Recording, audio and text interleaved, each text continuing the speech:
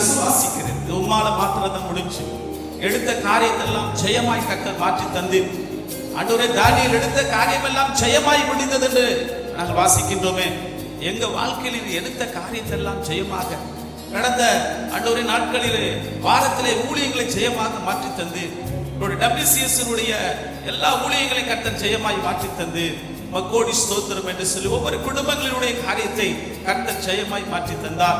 பிள்ளைகளுடைய படிப்பு காரியத்திலே கர்த்தர் ஜெயமாய் மாற்றி தந்தார். இந்த பாண்டிச்சேரியில இருக்கும்படியாய், குடும்பமாய் இருக்கும்படியாய், ஆராதனை செய்யும்படியாய், காலைதோறும் அவரை தேடின குடும்பத்தோடு அவர் ஜெயமாய் இருந்திருக்கிறார். ஆண்டவர் சொல்லுகிறார், மனிதரின் மத்தியிலே வாசம் செய்பவர், எங்கள் நடுவிலே வசித்திட விரும்புகிறவர், ஒவ்வொருடைய இருதயத்துக்குள்ளும் அவர் வர விரும்புகிறார். என் மகனை, இன்றைக்கு உன் இருதயத்தில் இடம் இருக்கிறதா? என் சகோதரியே, ஆண்டவர் வந்து தங்குறதுக்கு ஒரு இடம் ஆயத்தமாக இருக்கா? மாமிசத்தில் நாம் ஆண்டவரை பார்க்க முடியாது, ஆவிக்குரிய கண்களில் மாத்திரம்தான் பார்க்க முடியும். ஆண்டவர் சொல்லுகிறார், நான் உனக்குள்ளே வர ஆயத்தமா இருக்கிறேன். மனுஷரின் மத்தியிலே வாசம் செய்கிறவனா இருந்தாலும் உனக்குள்ள ஆண்டவர் இந்த கூட்டத்துக்குள்ள வாசம் செய்ய ஆயத்தமா இருக்கிறார் என்று சொல்லி எத்தனை பேர் இந்த கால நேரத்தில் இருக்கிற இடங்களிலே உங்களை ஆயத்தப்படுத்துங்க. பாடலை பாடுவதற்கு முன்பதை ஆயத்தப்படுத்துங்க. உங்களை ஒப்பு கொடுங்க. ஆண்டவரே, உமக்கு நன்றி அப்பா, இந்த வாரத்தை பார்த்தது போல வருகின்ற வாரத்தையும் நான் பார்க்க வேண்டும் சாமி. எத்தனை பேர்கள் படுக்கிறார்கள், காலையில் இறந்து விடுகிறார்கள் அப்பா. எத்தனை பேர்கள் காலையை துவங்குகிறார்கள் அப்பா. அந்த நாளை முழுமையாக முடிக்க முடியல. எத்தனை பேர் மருத்துவமனையில் இருக்கிறாங்க. எத்தனை ஆண்டவரே, மருத்துவமனையில எத்தனை வார்டு இருக்கு. அத்தனை வார்டுலையும் ரொம்ப டேஞ்சர் கண்டிஷனாக, கிரிட்டிக்கலாக ஐசியூல அமர்த்தப்பட்டு இருக்கிறார்கள். எத்தனை கிறிஸ்தவர்கள் ஹாஸ்பிட்டல் இருக்கிறாங்க. இன்னைக்கு நீங்களும் நானும், உங்களையும் என்னையும் தேவனுடைய ஆலயத்தில் எத்தனை பேர் நம்ம சபையில மெம்பரா இருக்கிறாங்க. ஏன் ஆண்டவர் நம்மளை கொண்டு வந்திருக்கிறார்? எதற்காக கால நேரத்தில் கொண்டு வந்திருக்கிறார்? அவரை துதிக்கும்படியாக, அவரை துதிக்கும்படியாக நன்றி சொல்லணும். ஆண்டவரே நன்றி அப்பா, நானும் என் குடும்பமாய் ஆலயத்துக்கு வந்திருக்கிறோம் அப்பா. என்னை பெரிய சிக்கல இருந்து ஆண்டவரே, பெரிய வியாதியிலிருந்து என்னை காப்பாத்துனீங்களே, உமக்கு ஸ்தோத்திரம். ஆண்டவர் வந்த புது புது வியாதியிலிருந்து எங்களை காப்பாத்துனீங்களே, உமக்கு ஸ்தோத்திரம். கொரோனாவை நினைச்சு பாருங்க, இறந்து போனவர்கள் கொத்து கொத்தாக இறந்து போனார்கள்.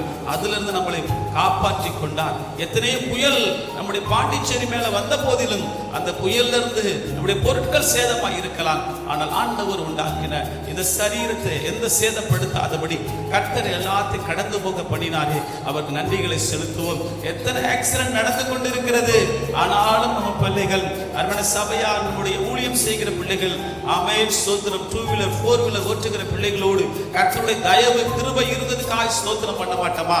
ஆண்டவரே ஸ்தோத்திரம் அப்பா, உமக்கு நன்றி செலுத்துகிறோம். ஒரு டாக்டர் இடத்திலிருந்து உதவி வந்து விட்டால் அவரை பார்த்து தேங்க்ஸ் டாக்டர் என்று சொல்லுகிறோம், நன்றி டாக்டர் என்று சொல்லுகிறோம். ஒரு மனிதனிடத்திலிருந்து உதவி கிடைத்து விட்டால் சார் உங்களுக்கு ரொம்ப நன்றி, நீ இல்லைன்னு அந்த வேலை கிடைச்சிருக்காது என்று சொல்லி சாதாரண மனிதருக்கு நம்ம எவ்வளவு கனம் பண்ணுகிறோம் பாருங்க. அதை காட்டிலும் பரமபிதா, பரமபிதா சிங்காசனத்தில் வீட்டிருக்கிற பரமபிதா, உங்களையும் என்னையும் நேசிக்கிற பரமபிதா, அவர் ஒவ்வொரு நாளும் உங்களுக்கு எனக்காக பரிந்து பேசிக் கொண்டிருக்கிறார். பிதாவிடத்தில் பரிந்து பேசிக் கொண்டிருக்கிறார். அந்த பரிசுத்த ஆவியானவரை நாம் அழைப்போம். ஆண்டவரே, நீங்க மத்தியிலே வாங்கப்பா, உங்க வல்லமையை நாங்கள் காண விரும்புகிறோம், எங்களை பரிசுத்தப்படுத்துங்கப்பா. ஜெபத்தோடு இணைங்க, ஜெபத்தோடு இணைச்சிருங்க. உங்களை நீங்கள் அர்ப்பணிங்க, அப்படியே அர்ப்பணிங்க. அப்படி இருக்கிற இடத்துல உங்களை நீங்களே அர்ப்பணிங்க, அப்படியே ஒப்பு கொடுங்க. ஆண்டவரே, இந்த ஆண்டவரே போதகரை கொண்டு இந்த நாளிலே பேசிக் கொண்டிருக்கிறீங்க, அந்த வார்த்தையோடு நாங்கள் என்னை இணைக்கிறோம் அப்பா, அந்த ஜெபத்தோடு எங்களை இணைக்கிறோம் அப்பா. யாரும் வெட்கப்பட வேண்டாம், எந்த விதமான பாகுபாடு கிடையாது. நீங்க ஆண்டவர் ஆராதனை பண்ணலாம், ஃப்ரீடமா ஆராதனை பண்ணலாம், எந்த விதமான தடை கிடையாது. எல்லாவற்றையும் கல்வாரி சிலுவையிலே வெற்றி சிறந்த இயேசுவை குறித்து நாம் இங்கே பாடும்படியாக வந்திருக்கிறோம். ஆண்டவரை ஸ்தோத்திரிப்போமா? ஹல்லேலூயா, ஸ்தோத்திரம் ஸ்தோத்திரம் ஸ்தோத்திரம். நீ நல்லவர், நீ நல்லவர், நீ நல்லவர், நல்லவர். கர்த்தர் நல்லவர், அவர் கிருபை என்றும் உள்ளது. கர்த்தர் நல்லவர், அவர் கிருபை என்றும் உள்ளது. ராஜாதி ராஜாவாக சிங்காசனத்தில் வீற்றிருக்கிற கிருபை என்றும் உள்ளது. எங்களை தெரிந்தெடுத்தவரே நன்றி செலுத்துகிறோம். ஸ்தோத்திரம் ஸ்தோத்திரம் ஸ்தோத்திரம். வந்திருக்கிற ஜனங்களோடும் எங்களோடும் நீங்க தந்த முப்பிதாக்களோடும் ஆண்டவரே நீ பேசுகிற தேவனாய் இருக்கிற ஸ்தோத்திரம். எங்க சபையினுடைய ஒவ்வொரு ஆசீர்வாதத்தையும் கூட்டி தாங்கப்பா, எங்க எல்லையெல்லாம் விரிவாக்குங்க அப்பா. ஆண்டவரே, யாபேசின் எல்லையை தேவன் விரிவாக்கினது போல இந்த கால நேரத்தில் வந்திருக்கிற ஒவ்வொரு ஜனங்களும் ஒவ்வொரு ஆண்டவர் குடும்பங்களின் எல்லையை, ஆவிக்குரிய எல்லையை விரிவாக்க வேண்டும் நாங்கள் ஜெபிக்கிறோம். சாமி ஆவில நிரம்பி ஜெபம் பண்ணுங்க ஆண்டவர். அப்போஸ்தலர் 10:38 சொல்லப்பட்டு இருக்கிறது, நசனாகிய இயேசு கிறிஸ்து பரிசுத்த ஆவினாலும் வல்லமையினாலும் அபிஷேகத்தினாலும் நிறைந்திருந்தவராய் ஆளுடைய பிசாசுகளை துரத்தினார், வியாதிஸ்தர்களை சுகப்படுத்தினார். இன்றைக்கு நீர் எங்களுக்கு அப்படிப்பட்ட விசேஷத்த வல்லமைகளை தர வேண்டும் என்று சொல்லி எல்லா வாலிப பிள்ளைகளும் வாய்களை சிறந்த ஆண்டவர் நன்றிகளை செலுத்துங்க. எத்தனையோ பலவீனங்கள், எத்தனையோ வியாதிகள் வந்த போதிலும் உங்களை வெட்கப்படுத்தல. சத்துருவுக்கு முன்பதாக எனக்கு ஒரு பந்தை ஆயத்தப்படுத்தி என் தலையை எண்ணெயால் அபிஷேகம் பண்ணி இருக்கிறான். எத்தனை வாலிப பிள்ளை சொல்ல முடியும்? ஓ ஹalleluya, ஹalleluya, ஸ்தோத்திரம். சத்துருவுக்கு முன்பதாய், சத்துரு நினைத்தா விழுந்து போயிட்ட, எழுந்திருக்க மாட்டாய் என்று சொல்லி, அருமையான தேவ பிள்ளையே விழுந்து விட்டாய் என்று சொல்லி சத்துருவும் உறவினர்களும் நினைத்த இடத்திலே கர்த்தர் உங்களையும் என்னையும் ஹalleluya உயர்த்தி இருக்கிறார், தெரிந்தெடுத்திருக்கிறார். ஹalleluya. இது மனிதர்கள் மத்தியில் வாசம் செய்பவரே. எங்களோடு சேர்ந்து பாடுங்க.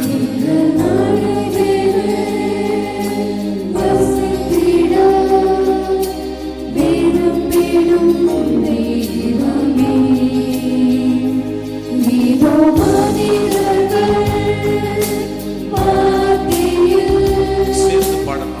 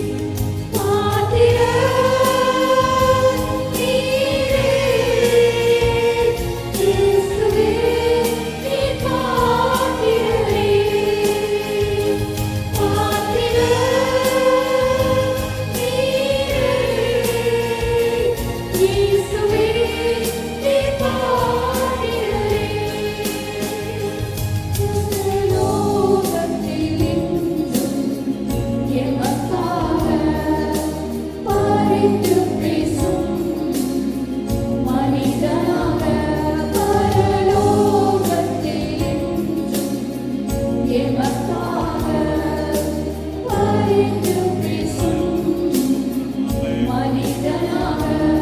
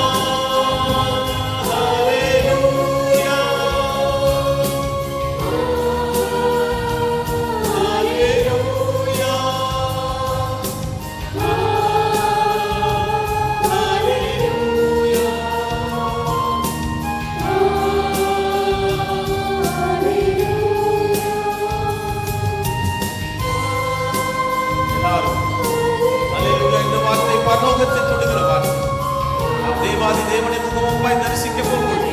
அவர் பரிசுத்தர் பரிசுத்தர் என்று சொல்லி அவரை போற்ற போகிறோம்.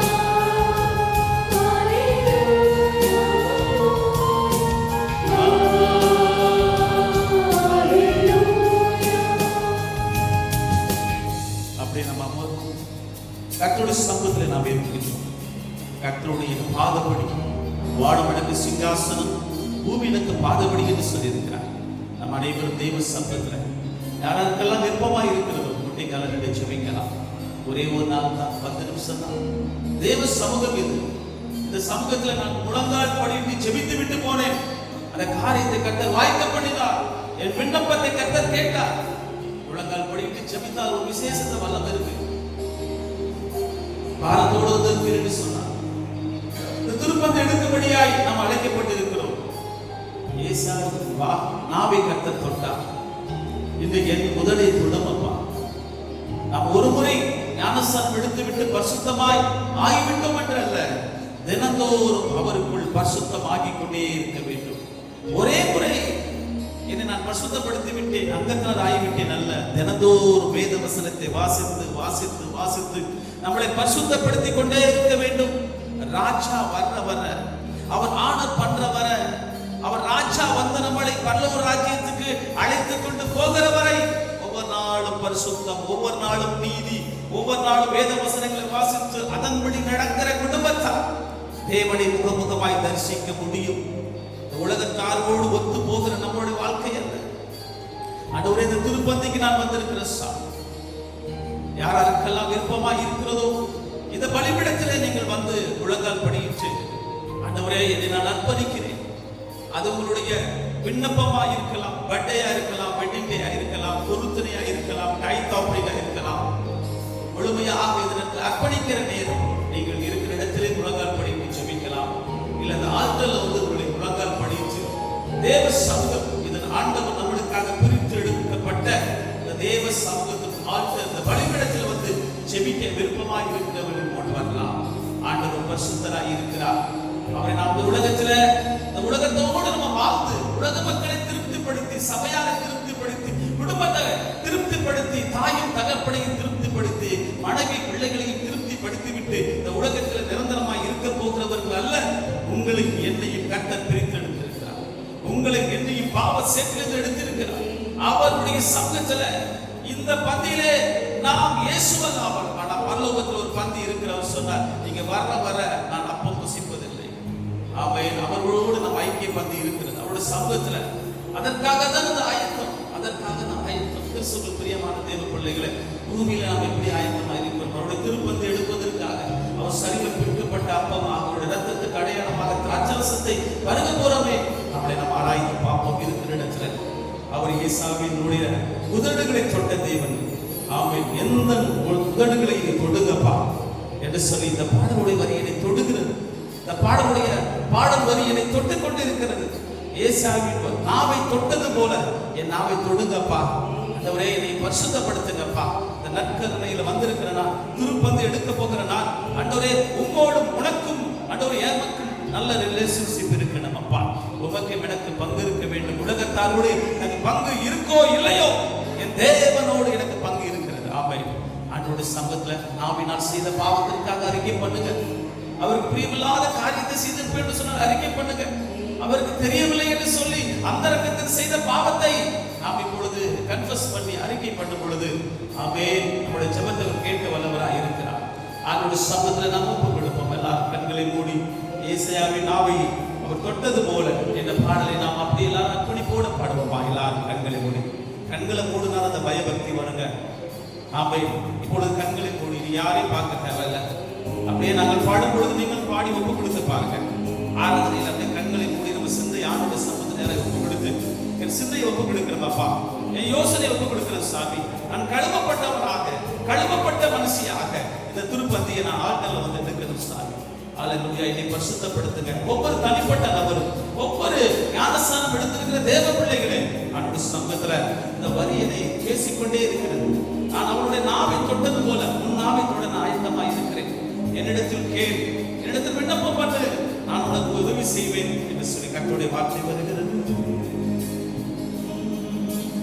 ஏசாயாவின் உதடுகள் தொட்ட தேவா, எந்தன் உதடுகள் நின்று தொடுமே.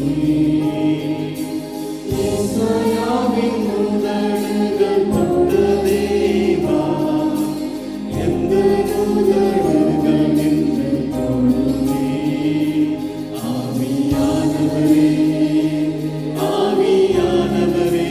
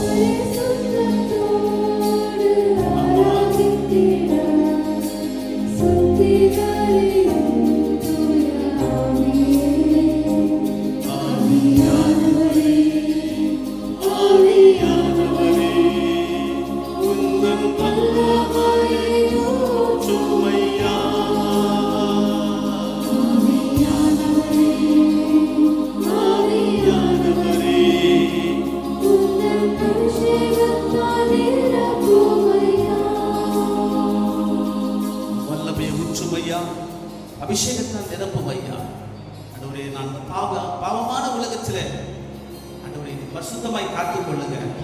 திருப்பந்தி எடுத்து நான் மீண்டும் மீண்டும் பாவம் செய்யாதபடிக்கு பரிசுத்தமாய் உடைய சமூகங்களை வரணும். பரிசுத்தமாய் ஜெபிக்க, பரிசுத்தமான கைகளை உயர்த்தி ஜெபிக்க, பரிசுத்தமான நாவுகளை கொண்டு நான் ஜெபிக்க கர்த்தரின் கிருபை பாராட்டுங்க வா என்று சொல்லி இந்த பக்தன் ஜெபித்தது போல இன்னைக்கு நாம் ஜெபம் பண்ணுவோம் என்று சொன்னால் நிச்சயமாக அந்த வார்த்தை உங்க இருதயத்தில் பேசிக் கொண்டிருக்கிறது. பரிசுத்த ஆவியானவர் உங்களுக்குள் கிரியை செய்து கொண்டிருக்கிறார். உங்களுடைய மாய்ச்சி எல்லாவற்றையும் கர்த்தருடைய கரத்தில் ஒப்புக் கொடுத்து என் சிந்தையிலே அதோடைய உணர்வு, என் பேச்சில் உணர்வு, என் நடக்கையிலே உடைய கிரியைகளை நான் வெளிப்படுத்த அழைக்கப்பட்டிருக்கிறேன் என்று சொல்லி கர்த்தருடைய சமூகத்தில் கொடுப்போம். வானத்தை பூமி படைத்தவரே நன்றியோடு நாங்கள் ஸ்தோத்திரிக்கிறோம், துதிக்கிறோம். என் முழங்கால் படிக்கக்கூடிய பலிபீட தண்டையிலும் என் ஆலயத்தினுடைய இருக்கையிலும் ஆண்டவரே முழங்கால் படிட்டு ஜெபித்து வருகிற பிள்ளைகளுக்கு ஸ்தோத்திரம். இயேசுவின் நாமத்தினாலே நான் பரிசுத்தமாய் இந்த பூமியில் அழைக்கப்பட வேண்டியது அவசியம்.